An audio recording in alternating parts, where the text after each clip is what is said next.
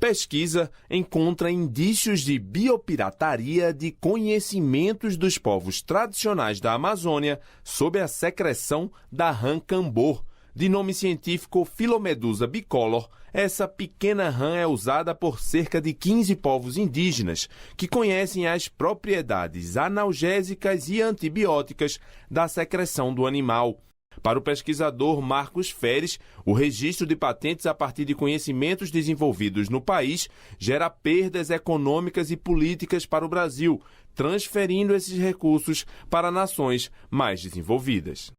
Além dessa questão de patentes, outro tema que impacta diretamente o acesso ao conhecimento tradicional e a repartição de benefícios é a questão de DSI, que tem sido muito discutido na CDB, a Convenção sobre Diversidade Biológica. O problema das DSIs, simplificando, é que a exploração de recursos genéticos tradicionalmente exigia acesso aos materiais físicos, uma amostra de uma planta, de um animal ou de outro organismo. E todo o arcabouço legal da CDB e do Protocolo de Nagoya, e mesmo as legislações nacionais, no caso a Lei da Biodiversidade aqui no Brasil, foram pensados no acesso e utilização desses recursos físicos.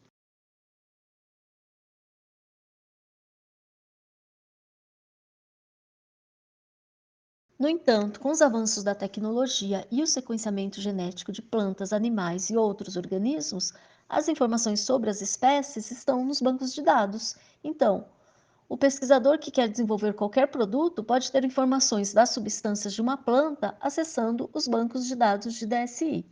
Atualmente são 3 grandes bancos de dados, no Japão, na Europa e nos Estados Unidos.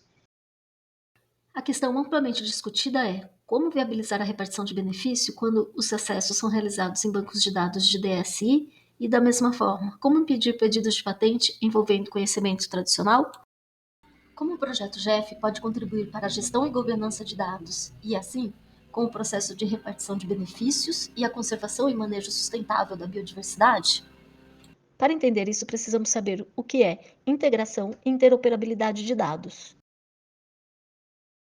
O DIBIF é uma rede global de informação sobre a biodiversidade, com a participação de cerca de 60 países e 2,9 bilhões de registros de ocorrência de espécies. O CIBBR é o nodo do DIBIF no Brasil. Nessa plataforma encontramos dados de sequência genética.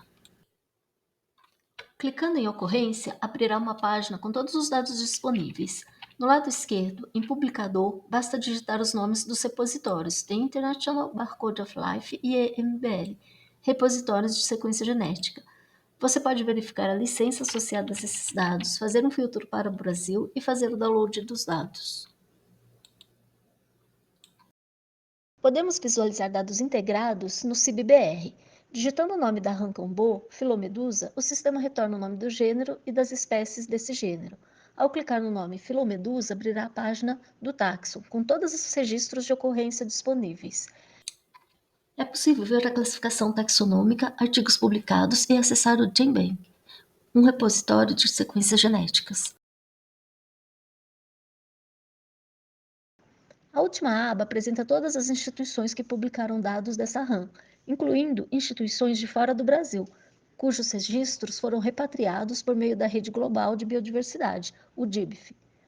Esse repatriamento é possível porque os dados são interoperáveis, apresentam o mesmo padrão.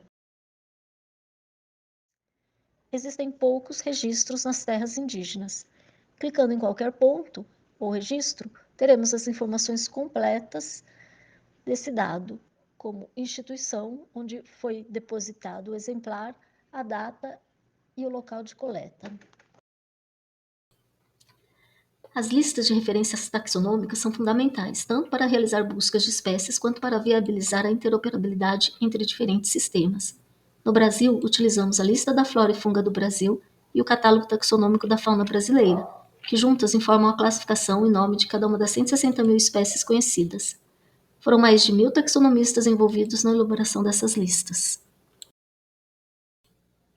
A informação de proveniência nos dados de povos indígenas e comunidades tradicionais, fundamental para indicar a origem do conhecimento tradicional, poderá ser obtida, como demonstrado na página do CIBBR, por meio da integração dos registros de ocorrência das espécies com os territórios.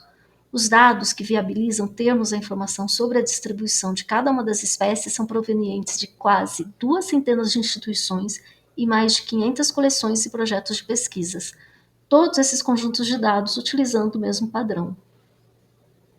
A utilização do mesmo padrão também permite análises numa escala do território brasileiro, como o trabalho do IBGE, que utilizou os dados do CIBBR para fazer uma análise de lacunas e qualidade dos dados.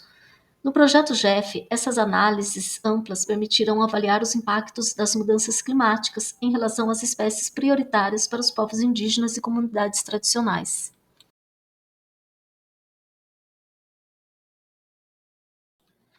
A integração de dados é fundamental para subsidiar o projeto nas questões relativas ao manejo, conservação e políticas públicas.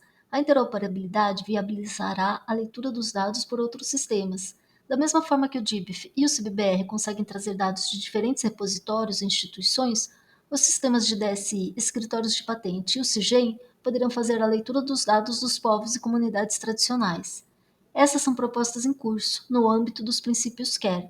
Os metadados, rótulos e licenças coletivas vinculados às bases de dados dos povos e comunidades tradicionais permitirão que usuários de todo o mundo reconheçam a origem dos dados e as implicações de uso.